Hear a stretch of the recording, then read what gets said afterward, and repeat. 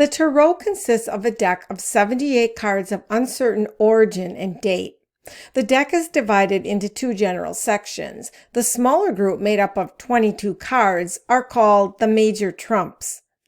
The larger section contains 56 cards, which are called the minor trumps. The minor trumps are further divided into 4 suits, each containing 14 cards.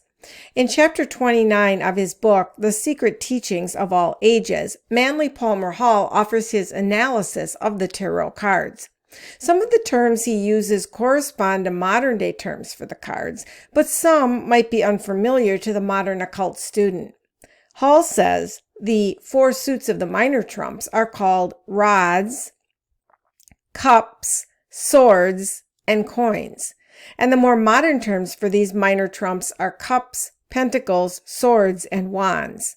Opinions of authorities on the origin of the tarot cards vary widely.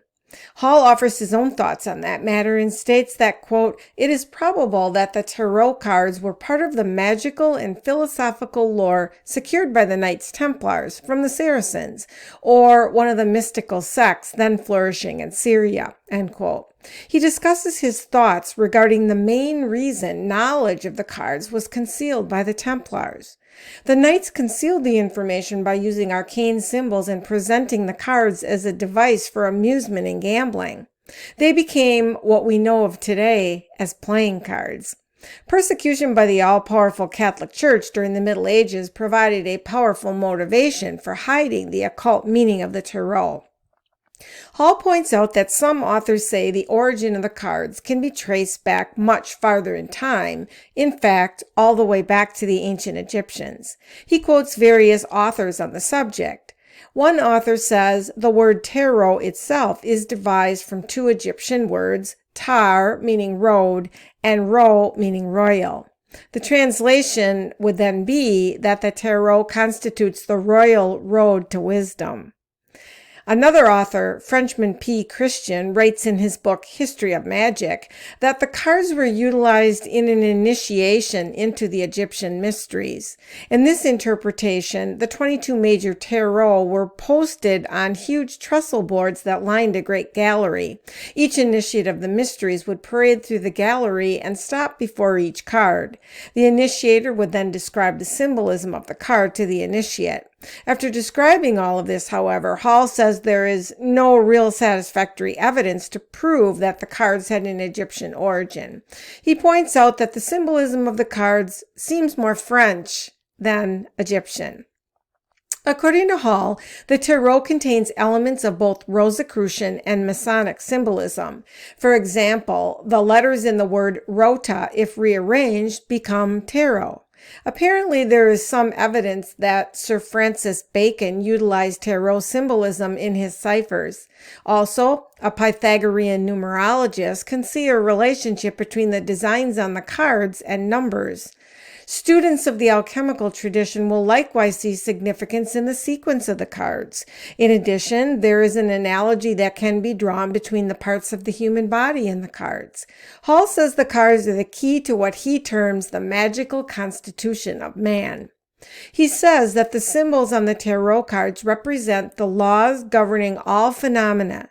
Each card and its hieroglyph represents a distinct principle, law, power, or element in nature, and can be analyzed with regard to how these agents interact with one another.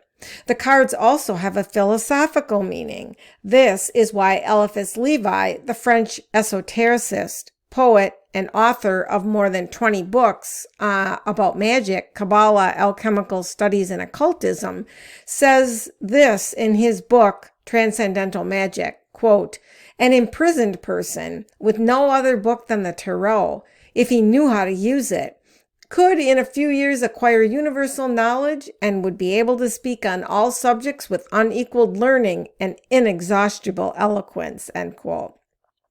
Hall points out in his analysis of the tarot that different authors have interpreted the symbolism in different ways, depending upon a number of factors. One of the most important is what Hall terms the first authorities on the subject, the scholarly Court de Gebelin and occultist Jean-Baptiste Aliette, who reversed his last name to become Atiella. However, the occultist Eliphas Levi and his followers were known to discredit these first authorities on the tarot. In turn, later writers, who have come to be known as Reformed Tarotists, saw the followers of Levi as honest but misguided. These later writers included Paul Foster Case and Arthur Edward Waite. Waite, in conjunction with Pamela Colman Smith, revised the deck of tarot cards, resulting in the popular Rider-Waite deck that we see so often today. Pamela Colman Smith was the turn of the 19th century artist who created the 78 illustrations for the Rider-Waite deck in 1909.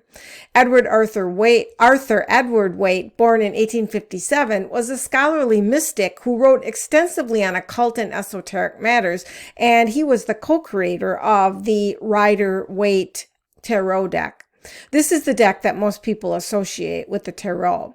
However, there are many different versions of the tarot. The oldest surviving set, known as the Visconti Sforza deck, was created for the Duke of Milan's family around 1440. The cards were used to play a bridge-like game known as tarocchi, popular at the time among nobles and other leisure lovers. The standard modern tarot deck is based on the Venetian or the Piedmontese tarot. It consists of 78 cards divided into two groups, the major arcana, which has 22 cards, also known as trumps, and the minor arcana, which has 56 cards. Hall says that most writers on the tarot, except for Arthur Edward Waite, hypothesized that the 22 major trump cards represent the letters of the Hebrew alphabet. However, he states there's not enough evidence to prove that this is true, and that this supposition is based on nothing more than the coincidence that both the trump cards and the Hebrew alphabet are made up of 22 parts. This assumes the Kabbalah holds the solution to the tarot riddle, but Hall surmises that most writers ignore other possibilities. One of the biggest problems, according to Hall, is that the major trumps of the tarot and the 22 letters of the Hebrew alphabet cannot be synchronized without first figuring out where to place the unnumbered or zero card. This is the card called the Fool. Different authors assign this card to different places in the deck. For example, Eliphas Levi puts it between the tarot numbers 20 and 21. Another author, Westcott, places the Fool card in position number 22. Paul Foster Case, however, puts this card before all the others because the natural order of numbers dictates that the zero card must naturally precede the number 1.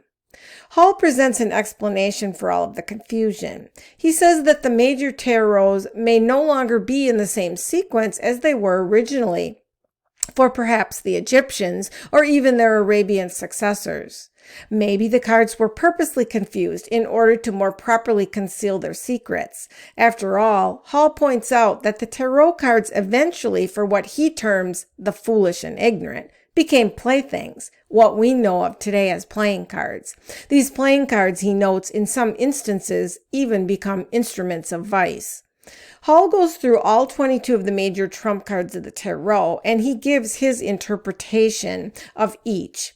He begins with a discussion of the zero card, Lamat, the Fool. Antoine Court, who named himself Antoine Court de Gebelin, was a former Protestant pastor born at Nimes, who initiated the interpretation of the tarot as an arcane repository of timeless esoteric wisdom in 1781. Hall says it was with rare insight that Court de Gebelin assigned the zero card of the tarot to Ein Sof, the unknowable first cause. The zero card represents the eternal power of which the 22 surrounding aspects are but limited expressions. Therefore, the 21 major trumps may be considered as limited forms existing in the abstract substance of the zero card. It is their common denominator.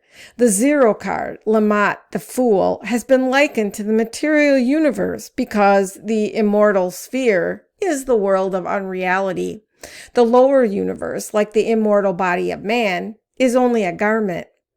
Beneath the garment of the fool lies the divine substance. Hall asks, was not the 0 card the fool placed in the tarot deck to deceive all who could not pierce the veil of illusion? The first numbered major trump card is the juggler, the magician. Court de Gebelin says that this card represents the entire fabric of creation, that it is but a dream. The existence of man is nothing but a juggling of divine elements. Life is a perpetual game of hazard. Man is only the little ball in the hands of the juggler, and the juggler can do with the ball what he wills. On this card, the magician stands behind a table, and on the table are a number of objects. The most prominent of the objects is a cup, which signifies the Holy Grail. There's also a coin, which is the tribute money and wages of the master builder, and a sword. The sword represents the magical blade of the philosopher, which divides what is false from what is true. The magician's hat is the infinity symbol. His right hand points down toward the earth, while his left hand holds a wand, the rod of Jacob and the staff that budded, what Hall terms the human spine, crowned with the globe of creative intelligence. The wielding of the wand by the magician symbolizes his mastery over the objects on the table. The objects on the table represent the terrestrial universe. The second numbered major trump card of the tarot is the female pope or high priestess. This card shows a woman with a tiara crown surmounted by a lunar crescent who is seated with the book of the law, the Torah, partly open on her lap. In her left hand, she holds the keys to the secret doctrine. One of the keys is gold and the other one is silver. There are 2 pillars behind her which are labeled B and J. According to the Bible, Boaz and Yakin were 2 copper, brass, or bronze pillars which stood on the porch of Solomon's temple, the first temple in Jerusalem. For Freemasons, the 2 pillars are the representation of strength and beauty. The card of the female pope shows a multicolored veil stretched between the 2 pillars, and her throne stands upon a checkerboard floor. According to Hall, like the female hierophant of the Mysteries of Cybele, this symbolic figure personifies the Shekinah, or divine wisdom.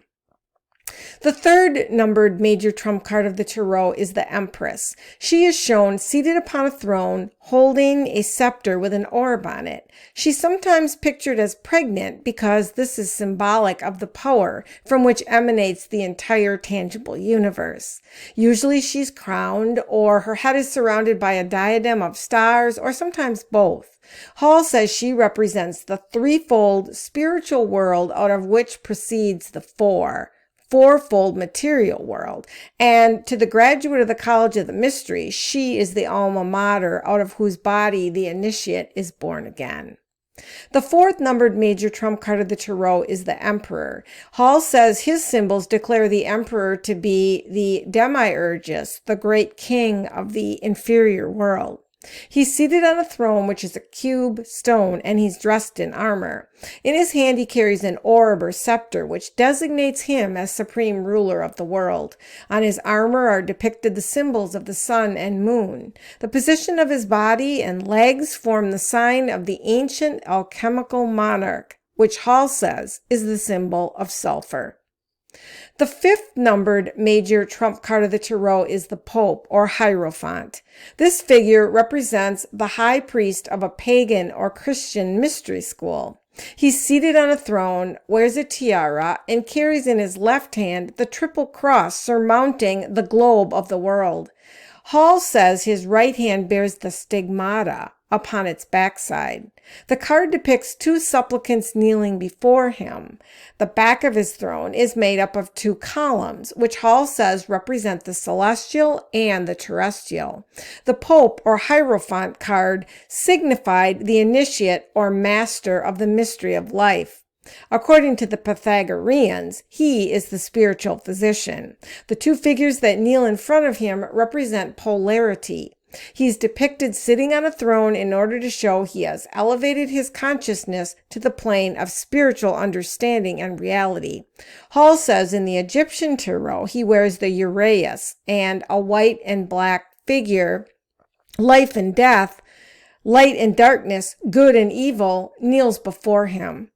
The tiara he wears and the triple cross he holds signify he has achieved mastery over unreality. The tiara and triple cross are emblems of rulership over the three worlds that have come out of the unknowable first cause. And in the conclusion to this video, the analysis and interpretation by Manly P. Hall of the Tarot, I will continue with his thoughts about the trump cards from 6 all the way up to 22. And then he gives a few notes about the minor trumps as well. And I will cover that in the next video.